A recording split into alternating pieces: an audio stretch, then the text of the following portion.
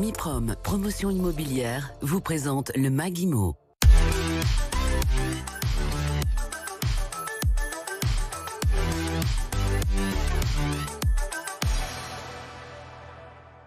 Ce mois-ci, notre focus porte sur le 4e arrondissement de Lyon. Entre Rhône et Saône, le 4e couvre tout le plateau de la Croix-Rousse, délimité au nord par la commune de Caluire et au sud par le 1er arrondissement. Sur la colline qui travaille, nommée ainsi en référence au Canut, le prix de l'immobilier avoisine ici en moyenne les 6 000 € du mètre carré, ce qui en fait l'un des arrondissements les plus chers de la ville.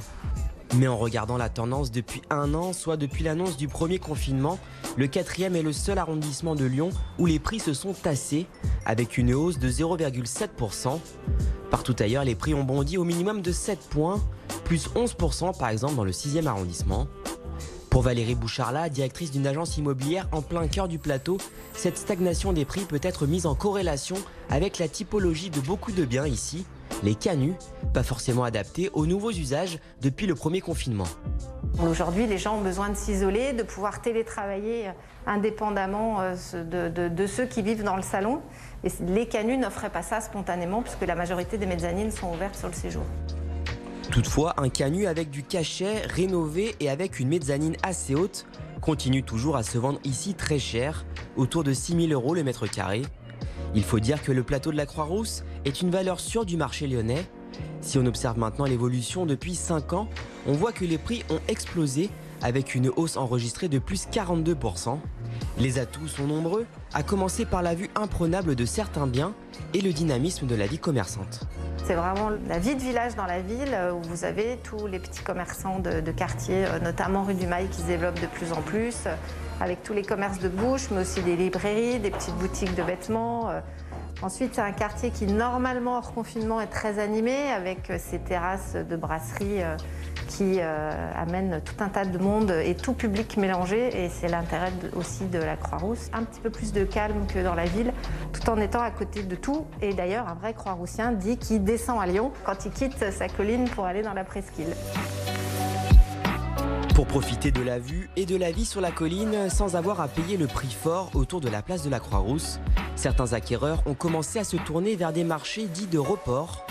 Typiquement sur le flanc ouest de la colline, le quartier de Chazières attire énormément.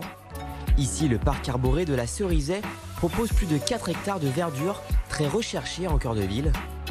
À 5 minutes à pied sur le même trottoir, le parc Chazières est lui un peu moins connu des non-croix-roussiens. Au milieu de plus de 10 000 mètres carrés de terrain se dresse une vieille villa bourgeoise désaffectée depuis une vingtaine d'années. Le nouveau maire écologiste du 4e souhaiterait qu'une utilité lui soit trouvée d'ici la fin de son mandat.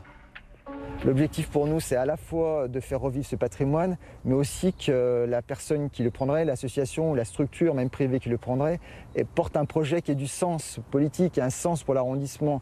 Il n'est pas question, pour moi, ça serait très dommage de mettre le siège d'une très grande entreprise, par exemple. Ça n'aurait pas de sens dans un parc public d'avoir ce genre de structure.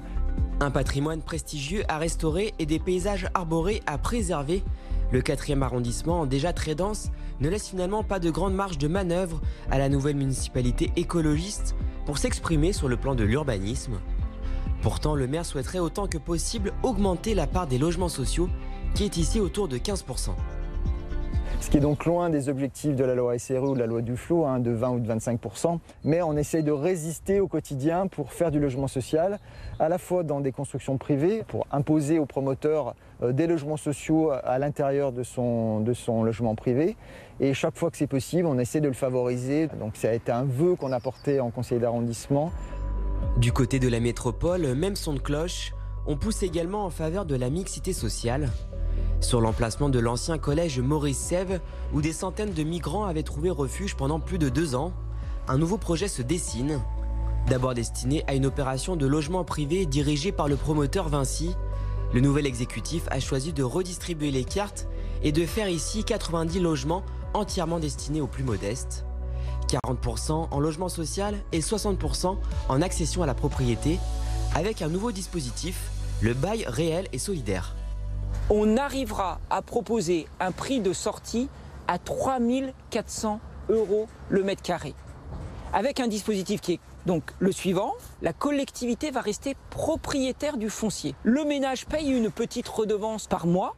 Il a acquis aussi sa propriété à 2,5 fois moins cher le prix. Dissocier le prix du foncier qui explose, c'est bien ça le problème quand même dans notre métropole, du prix du bâti, c'est une solution pour desserrer la pression du marché. Dans un cadre d'exception, avec vue sur le Rhône et le parc de la Tête d'Or, la décision a été prise d'intégrer un accès public afin que tout le monde profite du site. Et ce cheminement aboutira finalement, et là il faut l'imaginer, à un belvédère. À quelques mètres d'un autre belvédère qui est celui du Gros Caillou, vous aurez là un site piéton ouvert à toutes et à tous. Et en plus avec des dispositifs, on l'espère, on est en train de faire les derniers arbitrages, public, puisqu'il pourrait y avoir aussi la maison de la jeunesse, mais ça on est en discussion avec la ville de Lyon, puisque c'est une de leurs demandes.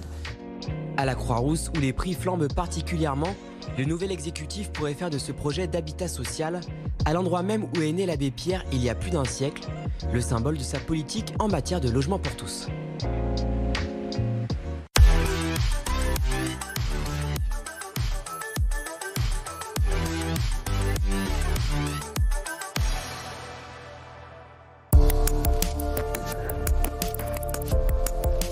MIPROM Promotion Immobilière vous a présenté le MAG IMO.